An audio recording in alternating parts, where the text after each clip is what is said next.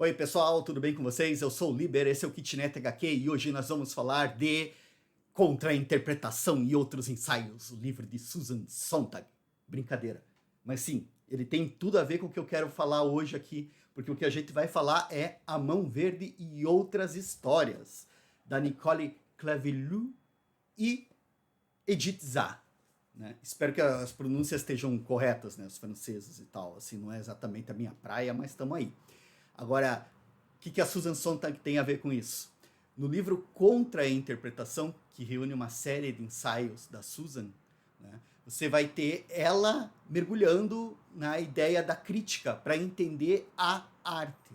Ela é escritora, filósofa, professora, ativista, etc, etc, etc. A mulher é um gênio. Né? E aqui o que ela vai defender é a ideia da crítica, que não fique presa na interpretação. E o que é a interpretação? É você pegar a obra de arte e, em vez de olhar para ela, você começar a ver o que significa, o que é tal metáfora. Por que a pessoa está usando um pássaro olhando pela janela taciturno? O que isso quer dizer? Quais são as relações, os relacionamentos humanos? Como é que eles estão representados? Ela vai falar da questão da arte, da mimese. A gente entende a mimese como a representação do real. Ainda hoje é muito forte a ideia de como esse real é representado na arte. E a gente mede a arte e suas qualidades por essa representação. A arte, eu acho tão bacana até porque tem uma frase dela no livro que eu acho muito boa. A primeira experiência da arte deve ter sido de encantamento, magia. A arte era um instrumento ritual.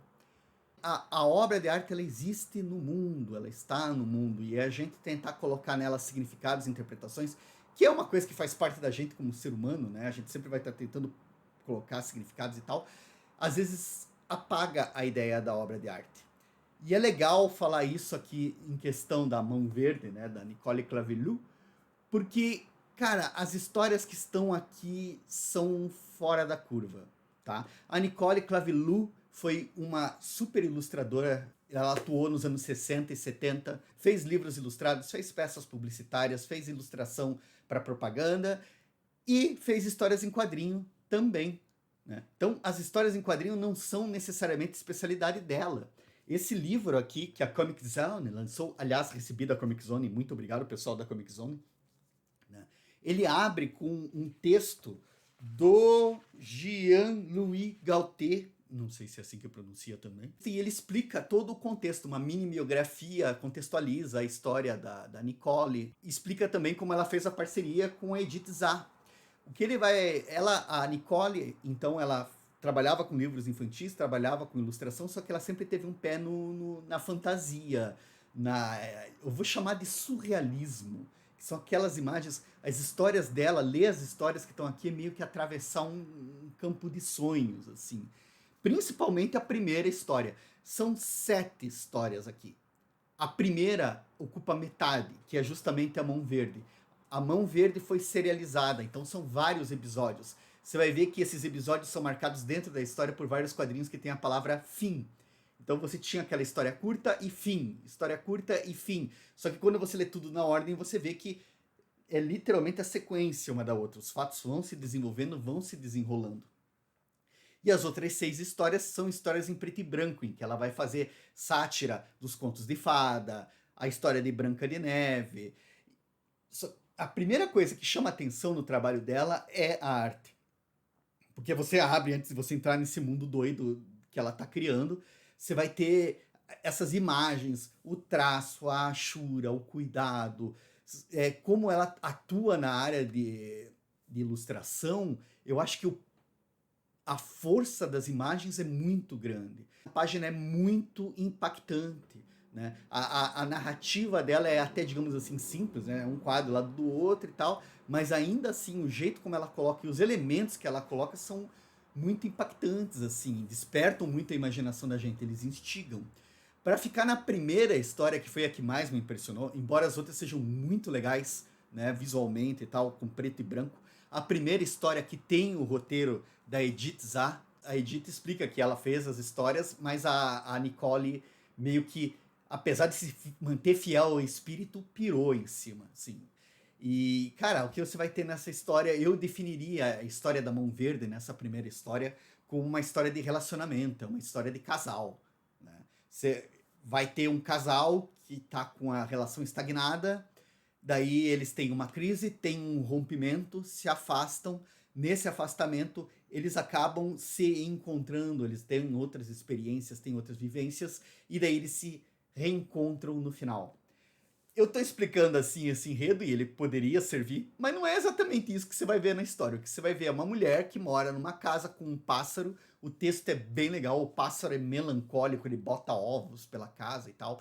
Você tem as cores, a Nicole fez a pintura e a colorização direto na folha original, fez toda a aplicação de arte, ela pintava com guache acrílica e depois colocava a tinta preta por cima para marcar os traços. Na época isso prejudicou um pouco porque as limitações técnicas de impressão não conseguiam pegar toda a riqueza de cores que ela colocava. Aqui já esse álbum da Comic Zone me parece muito legal, acho que pegou muita coisa. E o doido com as cores dela é que às vezes dá a impressão que foi digital, de tão intenso e bonito que ficou. Mas não, é tudo pintadinho com guache, né? E com um nanquim por cima. E daí essas cores, essas imagens, essas ideias vão contando a história desse casal, dessas pessoas que se separam. E eu tô falando pessoas e tô aqui quebrando a regra da Susan Sontag e tô dando uma interpretação, né? Ah, eu imagino como um casal, mas pode não ser um casal. Pode ser simplesmente uma mulher e um pássaro, que é provavelmente o que tá aqui, né? O que tá aqui explicitamente. Uma mulher e um pássaro que dividiam uma mesma casa. E daí o pássaro é super melancólico, super deprê, super para baixo, super amargo, super niilista. E a mulher acaba se cansando disso e eles se separam. Ela vai perambular pela cidade, vai para outro lugar, pede transferência do trabalho dela, conhece outras pessoas, conhece outras situações, tem um clima de Alice no País das Maravilhas totalmente lisérgico, porque ela vai encontrando pessoas e não tem aquela coisa da narrativa que a gente aprecia, que é causa, efeito, drama e... Não, são pessoas vagando, são pessoas errando, né? Por esse cenário louco, assim. E as outras histórias daí em preto e branco, você vai ter essas sátiras e contos de fada, porque ela atuou muito com livros infantis. Você vai ter uma mistura meio perturbadora e acho que por isso mesmo deliciosa entre o infantil, entre ideias, imagens, imaginário infantil e um erotismo sombrio. Cara, é tudo muito perturbador e bonito ao mesmo tempo, né? Tem essa coisa, não é uma mimese, não é uma representação do real. É um devaneio, é a liberdade total, a experiência de liberdade que a Nicole tem. E ela coloca isso no trabalho, na história, de uma maneira muito legal, muito competente. Não sei se você leu, mas se você leu e quiser deixar sua opinião aqui, será super bem-vinda. Eu entendo que talvez ela não agrade todo mundo, porque ela é viajandona demais, assim. Mas é ao mesmo tempo muito bonita, muito inesperada. Ela quebra nossas expectativas, ela não fica numa mesmice. Vê ela realmente vê algo inédito. A gente pode até pesquisar por fora, assim, conhecer mais a carreira dela, conhecer o momento. Ela publicou essas histórias na Metal Hurlan, né, a lendária Metal Hurlan, tanto para Metal Hurlan quanto para a Naná, que é outra revista que tinha sido projetada para atender, né, autoras, né, ter esse se desprender um pouco desse vínculo masculino. E eu acho doido que tudo isso aí que eu tô falando tá no prefácio, né, do livro, que é escrito por um homem, né, que daí tem o olhar do homem. Eu fiquei com essa impressão que acho que esse texto aqui deveria ter sido escrito por uma mulher também, porque eu acho que tem essa coisa do olhar masculino, né? Dentro do quadrinho europeu, dentro da metal hurlan, dentro da heavy metal, dentro de toda aquela cadeia, principalmente dos anos 60 e 70, o que a gente tem é um olhar predominantemente masculino, né?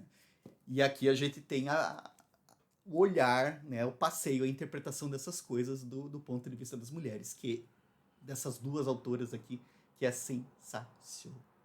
Espero que você curta também, mas eu entendo se não curtir, porque, cara, é outra coisa, é quebrar muitas expectativas isso aqui.